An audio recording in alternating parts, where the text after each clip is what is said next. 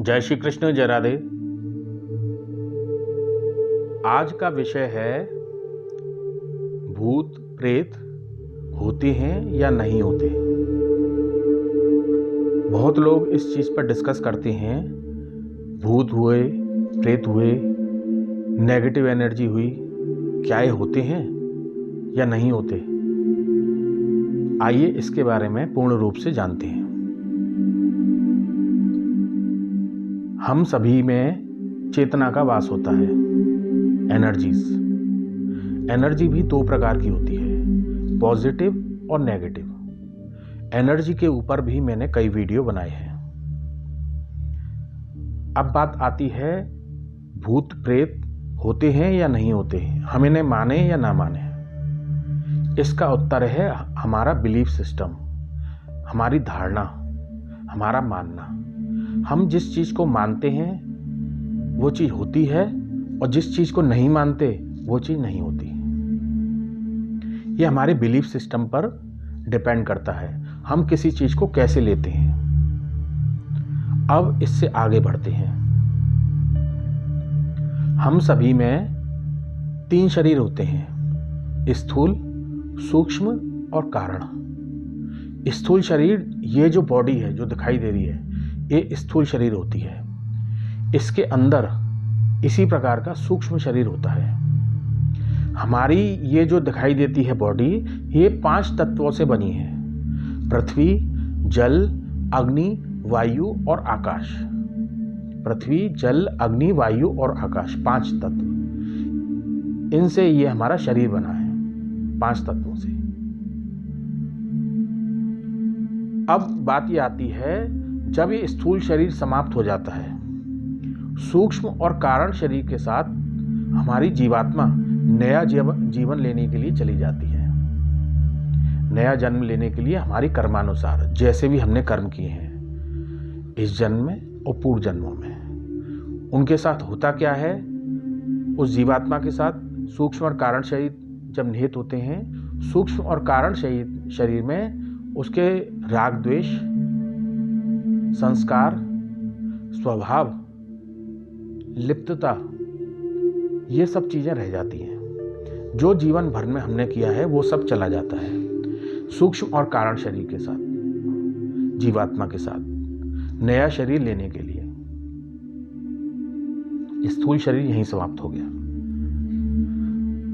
जब जीवात्मा नया शरीर लेने के लिए जाती है, या यूं कहें वो लाइट, सुप्रीम लाइट में इवॉल्व होती है, वो लाइट प्रकाश में जब जाती है नए जीवन के लिए, ये दोनों चीज साथ में जाती हैं। यहां तक तो रहा उन लोगों का जो आम तौर पे सभी लोग हैं, जी रहे हैं, सभी का ऐसा होता है। और हम सभी को, यदि हम अध्यात्म से थोड़े बहुत भी परिचित हैं, तो हमको सदैव ये मानना चाहिए कि हम जीवात्मा हैं, आत्मा हैं, ये शरीर नहीं है।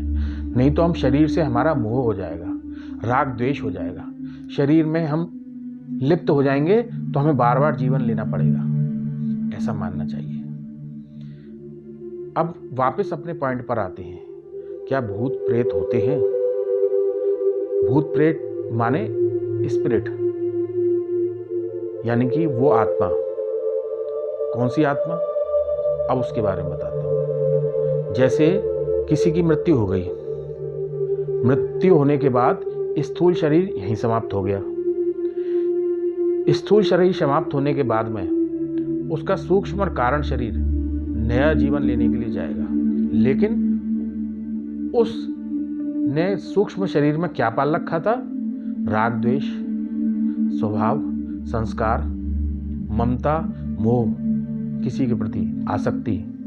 जैसे उसके पास बहुत धन है, उस धन का क्या होगा?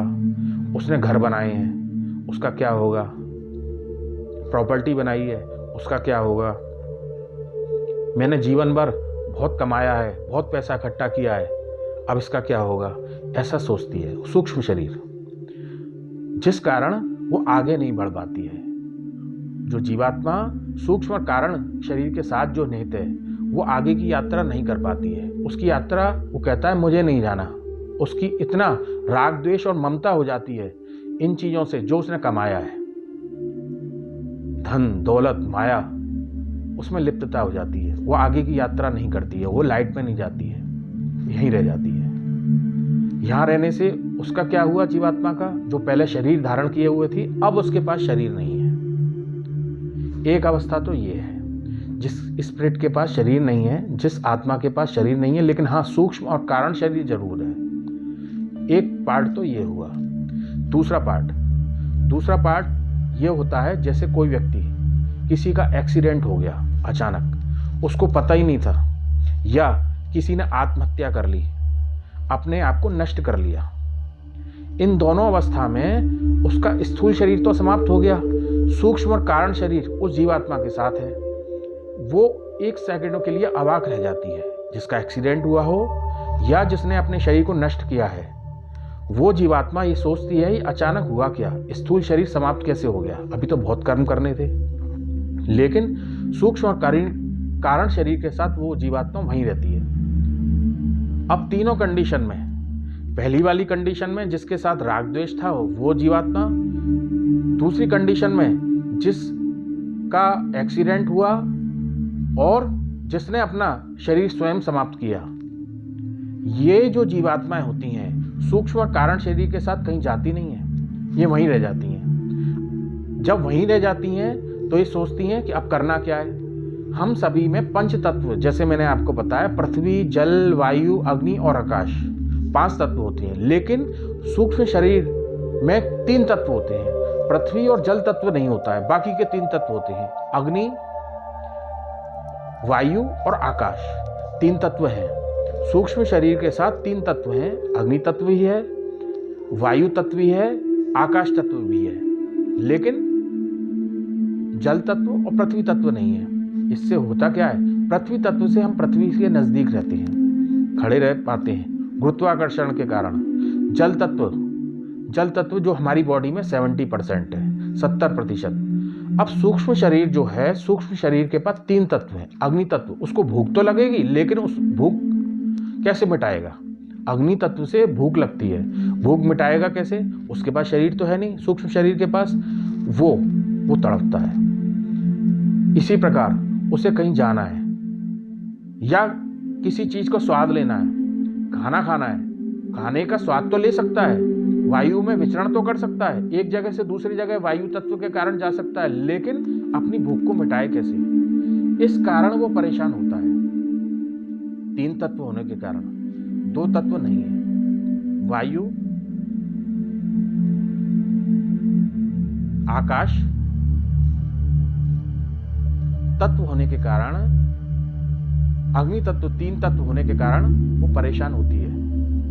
वो जीवात्मा सूक्ष्म कारण शरीर के साथ परेशान होती है। सबसे पहले वो अपने लोगों के पास आती है जो और जिनके लिए उसने जीवन भर किया, या तो उनको प्यार करेगी या उनको परेशान करेगी, क्योंकि उसका उद्धार नहीं हुआ।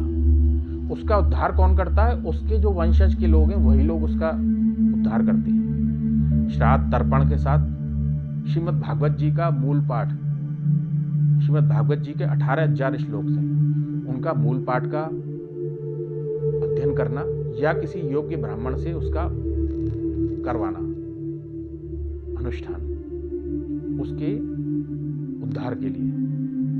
अब बात ये निकल के आती है, यदि तर्पण नहीं हुआ, गया श्राद्ध नहीं हुआ, श्रीमद् भागवत जी का पाठ नहीं हुआ, या अच्छे कर्म उसके निमित्त जो होने थे, जो उसको नाम जप किसी परिवार के सदस्य ने उसको नहीं दिया, या वो जीवन भर कुछ नहीं कर पाया, या उसे पुण्य उसने खुद नहीं किए, या उसको पुण्य किसी के द्वारा प्रेषित नहीं किए गए, तो भूत बन के डोलेगा।